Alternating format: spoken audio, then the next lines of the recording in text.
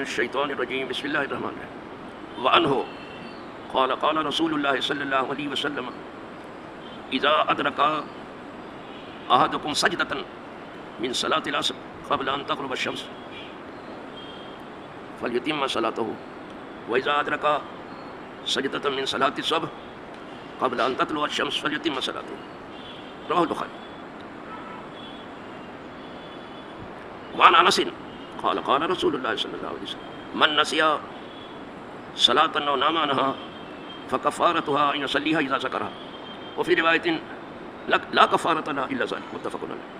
وعن أبي قتادة قال قال رسول الله صلى الله عليه وسلم ليس في النوم تفريط إنما التفريط في اليقظة فإذا نسي أحدكم صلاة أو نام عنها فليصليها إذا ذكرها فإن الله تعالى قال وأقم الصلاة لذكري رواه مسلم.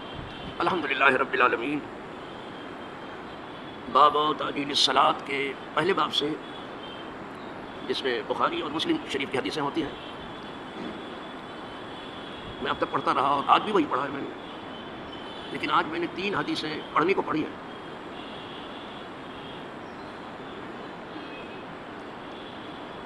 اسی کے اوپر یہ پہلا باب ختم ہوتا ہے اور یہیں پر تعجیل الصلاۃ کا خلاصہ بھی آ گیا. کہنے کے لیے آخری حدیثیں ہیں تینوں، لیکن ان تینوں نے تینوں باب کو گھیر لیا ہے. سب کچھ اس میں آ گیا، اس میں سبھی کچھ موجود ہے. رہنے دیجیے صاحب، اس میں سبھی کچھ آ گیا. پہلی حدیث تو وہی ہے جو آپ سن چکے ہیں کہ جس نے عصر کی 1 رکعت پا لی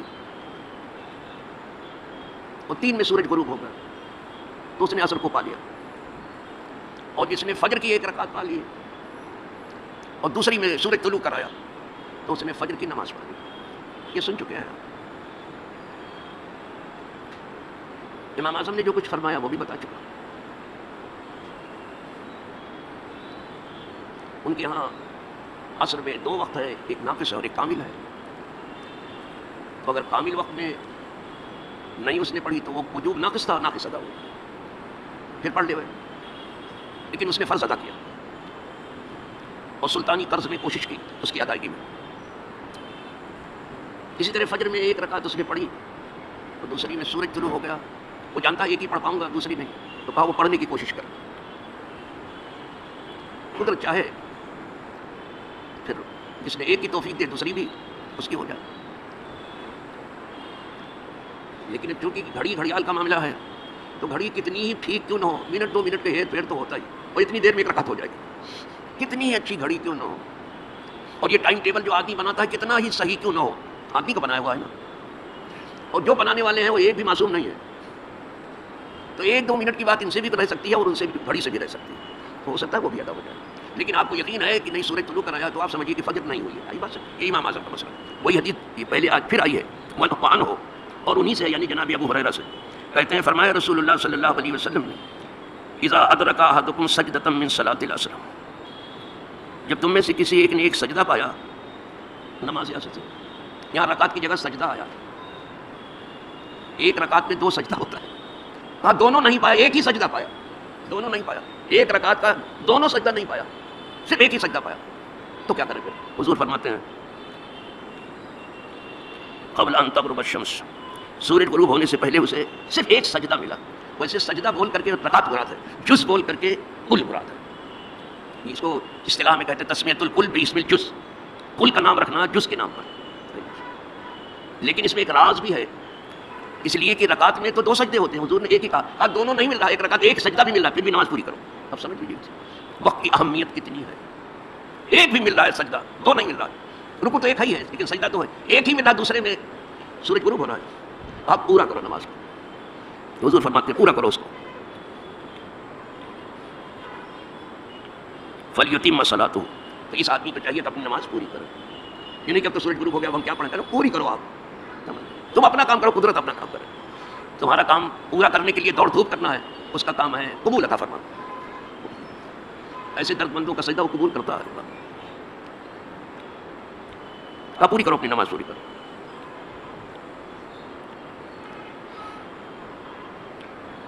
وَإِذَا أَدْرَكَ سَجْدَةً مِّن صَلَاةِ الصُّبْحِ، اور جب کسی نے تم میں سے کسی نے ایک سجدہ پایا صبح کی نماز، اس نے دونوں نہیں پایا، ایک پایا، اس کے بعد سورج نکلا ہے، اب وہ کیا کرے؟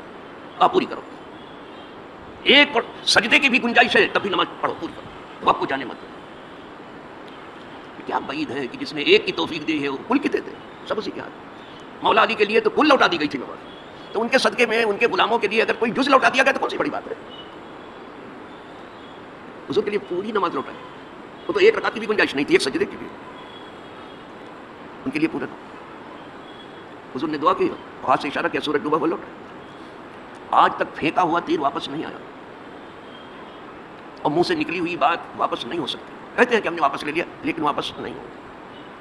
ڈوبا ہوا سورج کبھی پھر طلوع نہیں ہوا، صرف حضور کے لیے ہو رہا ہے۔ حضرت علی کسی نے پھیرا نہیں، ایک نبی کے لیے، اور سورج کو روک دیا گیا تھا ڈوبنے سے، اس لیے کہ وہ جہاد کر رہے تھے، اور فتح میں تھوڑی سی دیر رہ گئی تھی، اور قانون پہلے تھا رات ہوتے ہی جنگ بند، اب تو رات ہی کو جنگ زور پکڑتی ہے، سب کام اندھیرے میں یہاں ہوتا ہے، اجالے میں کچھ کرنے کے لیے کوئی تیار نہیں ہے، اور چاہتا بھی نہیں کہ کسی بات پر کوئی روشنی پڑے اجالا، وہاں اندھیرا ہی رہتا اچھا ہے۔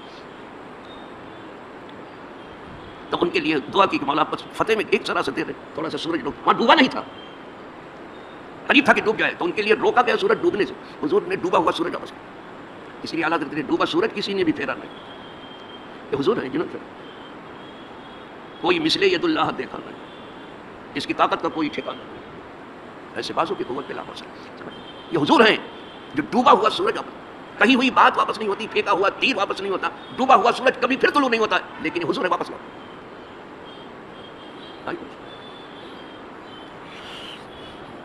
تو حضور فرماتے ایک سجدے کی بھی گنجائش ہے، تم تو پوری کرو نماز کو۔ فلیتم میں صلاۃ ہو، فلیتم میں صلاۃ ہو، جو سورج طلوع ہونے سے پہلے ایک سجدہ بھی پا رہا ہے اس کو چاہیے پوری نماز کر، نماز پوری کر، ایک سجدہ بھی جانے نہ دے دے کہ یہ تعجیل صلاۃ کا معاملہ، ایک سجدہ نہیں تو کہ ابھی تو کیا ایک سجدے کی گنجائش ہے، نو نو نو نو، ایک سجدہ بھی وقت میں ملتا ہے تو جانے مت دو۔ اصل میں زیادہ تر لوگ لفظی بحثوں میں پڑ گئے،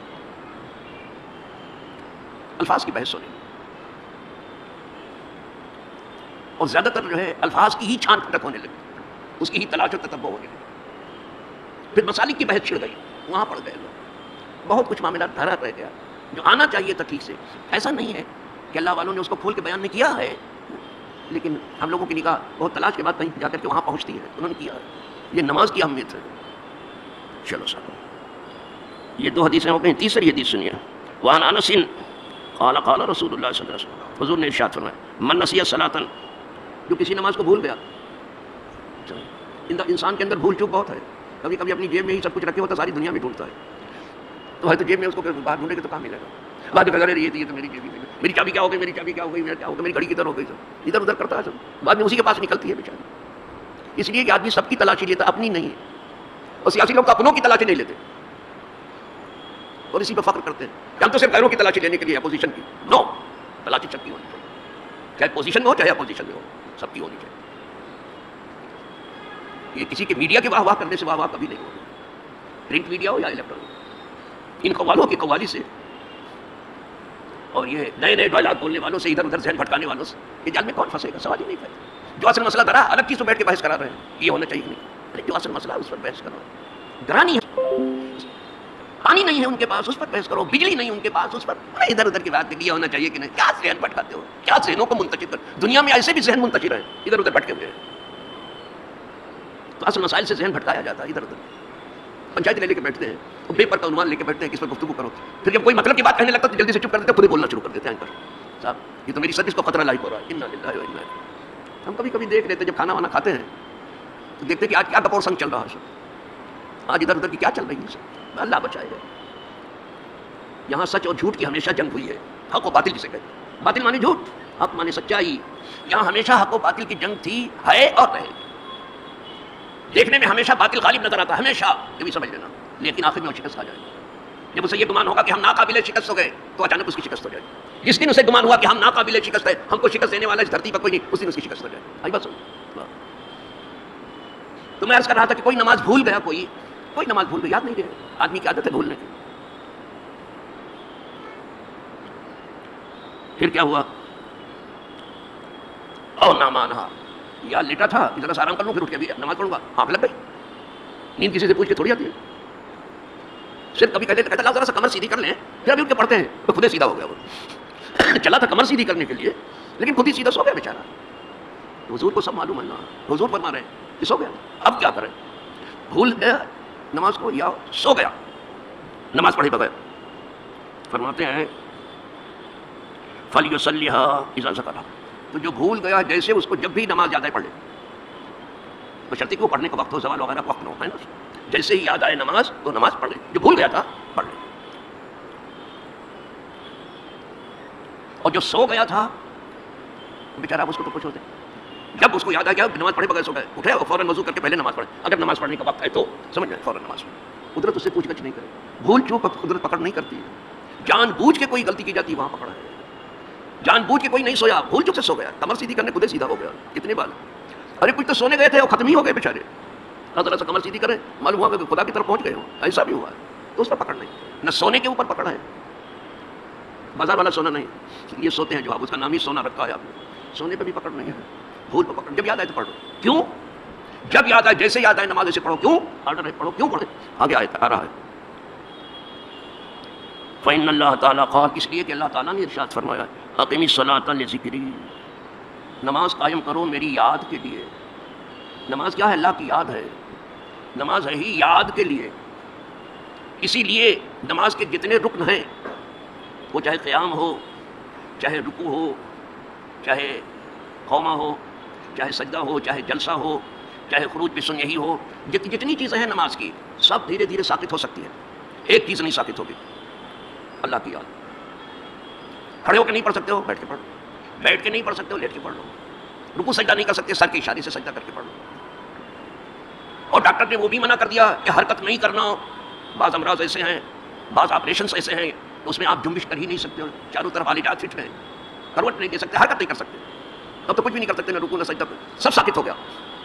لیکن ایک چیز باقی رہی، خدا. اب دل میں خدا کو یاد کرو ہر نماز کے وقت. دیکھا آپ نے، نماز اللہ کی یاد کے لیے ہے. تو تم سے بھول ہوتی ہے، قدرت تھوڑی بولتی ہے. جب یاد آئے فوراً اس کو یاد کرو، اور سب کچھ اسی کی یاد میں ہے. جو کچھ ہے سب اسی کی یاد میں. اسی لیے بندہ وہیں فریاد کرتا ہے، سب کچھ اس کی یاد. جیسے یاد آئے نماز فوراً پڑھو تو خوش ہوتا. دیکھیے میرا بندہ بھول کر جیسے یاد آئے ویسے نماز پڑھی. سو گیا تھا، اٹھا جیسے فوراً نماز پڑھی. یہ نہیں لاؤ پہلے ناشتہ واشتہ کریں، یہ کریں وہ کریں وہ کریں، نماز تو کبھی پڑھ لیں گے. یہ سب چھوڑو بابا، یہ سب حکمت عملی آپ چھوڑ دو بالکل. اس سے ایک دم الگ تھلگ ہو جاؤ. جیسے یاد آئے ویسے پڑھو. پہلے ہو ان کی یاد کہ پائے جلا نماز، پہلے ان کی یاد ہو جائے اس کے بعد سب کام. اسی لیے پہلے نماز ہو جائے پھر قربانی ہو. الحمدللہ یہ رات جس میں ہم آپ یہ گفتگو کر رہے ہیں نماز کے وقت کی ایک سجدہ بھی ملتا ہو تو جانے مت تو سمجھ لو یہ عید کی رات ہے. یہ دو راتیں بھی بہت مشہور ہیں جسے عیدین کی رات کہا جاتا ہے. اس کی فضیلت اس رات کی یہ ہے کہ اگر تھوڑی بہت بھی آپ کی عبادت اس رات میں ہو گئی تو انشاءاللہ جب لوگوں کے دل مریں گے تو اللہ آپ کے دل کو مرنے سے بچا دے گا. آدمی تو سب مرنے والے ہیں، موت ہے، وہ خدا ہے، اس کے لیے موت نہیں ہے. حی اللہ موت. ویسے تو ہر جان کے لیے مرنا ضروری ہے، موت ہے، لیکن دل کے لیے موت نہیں. دل نہیں مرنا چاہیے، روح نہیں مرنی چاہیے، جان جسے کہتے وہ نہیں مرنا، ایمان جسے کہتے اسے نہیں مرنا چاہیے. تو اگر اس رات میں عبادت ہو گئی تو دل نہیں مرے گا، ضمیر نہیں مرے گا، ایمان نہیں مرے گا. اللہ کرے سب کا دل زندہ رہے، سب کا ضمیر زندہ رہے، سب کا ایمان زندہ رہے. اللہ سب کی نمازیں قبول کر لے، سب کی قربانیاں قبول کر لے، سب کا حج قبول کر لے، سب کا عمرہ قبول کر لے، سب کی توبہ قبول کر لے، سب کی مغفرت فرماتے ہیں اور سب کو پروانہ نجات عطا فرمائے. وآخر دعوانا الحمدللہ رب